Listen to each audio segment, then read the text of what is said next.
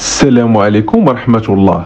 أول خبر في عدد اليوم من جورنال فيغ جاب عنوان زامباور والعلودي يدعمان لاعب الرجاء قبل قمة المغرب التطواني. وأشاد الألماني جوزيف زامباور مدرب فريق الرجاء الرياضي بلاعب تميز بشكل كبير خلال المباراة اللي جمعت النسور بضيفهم حسنية أكادير بملعب بلدي ببرشيد لحساب منافسة الدورة 20 من البطولة. وثمن المدرب الألماني مجهودات المهاجم مهدي موهوب اللي قاد الفريق الأخضر للفوز بنتيجة هذا اللقاء. وقال زامباور خلال الندوة الصحفية عقب مواجهة فريق حسنية أكادير أنه سعيد بالمستوى اللي قدمه لاعبيه وشاد نفس الوقت بمستوى اللي ظهر به المهاجم موهوب. من جهته دعم لاعب الرجاء السابق سفيان العلودي هو الآخر المهدي موهوب، ونشر على حسابه الرسمي بموقع التواصل الاجتماعي انستغرام صورة المهاجم الفريق الأخضر ورفقه بالعبارة التالية: موهوب هاد موهوب، الله يعطيك الصحة وإن شاء الله هداف البطولة. يشار أن موهوب أحرز ثنائية في الدقيقتين 45 و 76 ومنح النسور الخضر 3 نقاط ثمينة في صراعه على اللقب هذا الموسم. الرجاء الرياضي يستعيد لاعبا بارزين في مواجهة المغرب التطواني، وغيحل فريق الرجاء الرياضي ضيف ثقيل نظيره المغرب التطواني يوم السبت المقبل على الساعة 6 مساء بملعب سنية الرمل لحساب جولة 21 منافسات البطولة الاحترافية. ومن المقرر باش تعزز صفوف فريق الرجاء الرياضي بخدمات اللاعب آدم النفاتي بعد استنفاذه لعقوبة توقيف المباراة واحدة. وكان اللاعب النفاتي غاب على المواجهة الماضية اللي جمعت الفريق الأخضر نظيره حسنية أكادير الثلاثاء الماضي بعد جمع 4 إنذارات.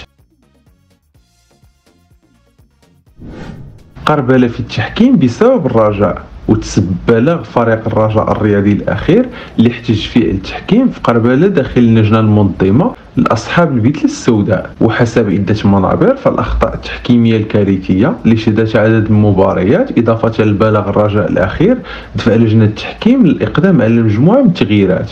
وانتشرت عدة أخبار صباح الأمس كتحدث على استقالة المتمني، في حين تحدثت أخبار أخرى على تعيينه في منصب جديد. أما المعني بالأمر فأغلق هاتفه دون ما يعطي أي توضيحات. وكتجي هذه المتغيرات بعد بلاغ فريق الرجاء الرياضي اللي خلى لجنة التحكيم تراجع أوراقها وتعترف أنه كاين خلل في هذه المنظومة، بحيث شهدت عدة مباريات أخطاء كارثية كتبقى أبرزها مباراة الرجاء والنهضة البركانية، بحيث تم حرمان الرجاء من ضربة جزاء واضحة للزرهوني، وكذلك المباراة ما قبل الأخيرة ضد اتحاد توارقة اللي كان فيها جر واضح للقميص عبد الله خفيفي، وحرمان الرجاء من ضربة جزاء في الدقائق الأخيرة كانت غتمنح 3 نقاط للفريق الأخضر ويواصل الصدارة رفقة الجيش الملكي. مليار ونصف سنتيم تنقل لاعب الرجاويين الى الدوري الروسي. واعلن فريق روسي التعاقد مع لاعب الرجاوي، بحيث اكدت الصحافه الروسيه ان نادي غروزوني النشيط في الدوري الروسي الممتاز تعاقد مع اللاعب محمد امين طلال. وحسب مصادر ذاتها فعقد طلال صاحب 27 سنه ممتد لعامين ونصف مع الفريق الروسي، وكيلعب طلال في مركز وسط ميدان هجومي ولعب في فتره سابقه لفريق الرجاء. واكدت عده منابر ان اللاعب طلال بلغت صفقه انتقاله مليار ونصف سنتيم. وتكون طلال في مدرسة الرجاء قبل ما يغادر لفرنسا من أجل التحصيل الدراسي، وينجح بعد ذلك في إقناع لوريان بمؤهلاته. والمفارقة فطلال هو النجل الصحفي مصطفى طلال المعروف بانتمائه الرجاوي، واللي تألق لسنوات في القناة الثانية كمعلق وصحفي ومعد البرامج الرياضية. وكيأمن أمين طلال باش تكون وجهته الجديدة فرصة لحمل قميص المنتخب الوطني إذ ما شفعش تألقه في الدوري الأوروبي ودوري أبطال أوروبا، فإنه يحظى بفرصة تمثيل الأسود الأطلس.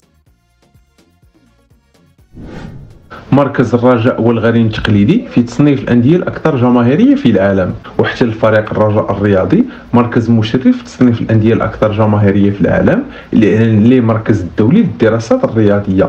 وكشف المركز المذكور على قائمة 100 نادي الأكثر جماهيرية في العالم، وذلك خلال الشهر الحالي. هذا وحتى الفريق ريال مدريد الإسباني المركز الأول متبوع بنظيره برشلونة من حيث عدد المتابعين على منصات التواصل الاجتماعي وتويتر وانستغرام وفيسبوك وتيك توك. وأكد المركز نفسه أن الفريق الإسباني جاء في المركز الأول برصيد 363 مليون متابع، كيتبعوا فريق برشلونة ب 342 مليون متابع. من جانبه حتى الفريق الرجاء الرياضي الرتبة 44، فيما الغريم التقليدي جاء في المركز 90 ضمن التصنيف المذكور.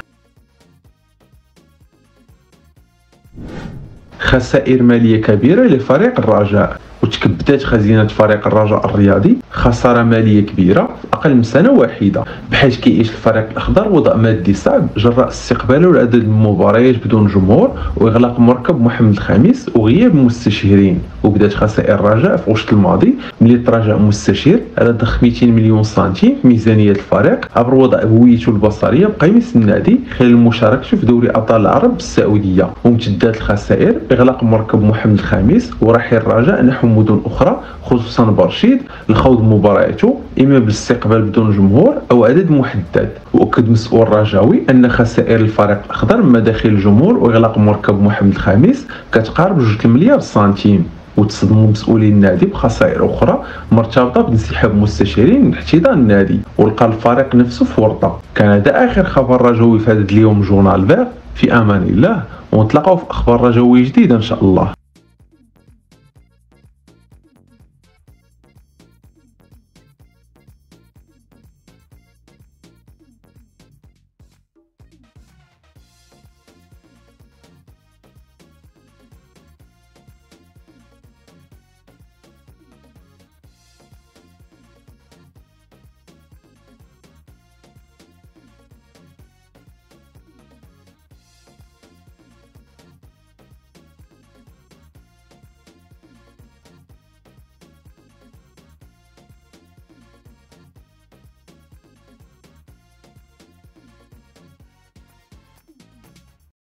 إلا بان لكم العمل ديالنا كيستاهل التشجيع، ما تنساوش الاشتراك في القناة والاعجاب بالفيديو، وتخليو شي تعليق فيه آرائكم وتشجيعاتكم وحتى انتقاداتكم البناء.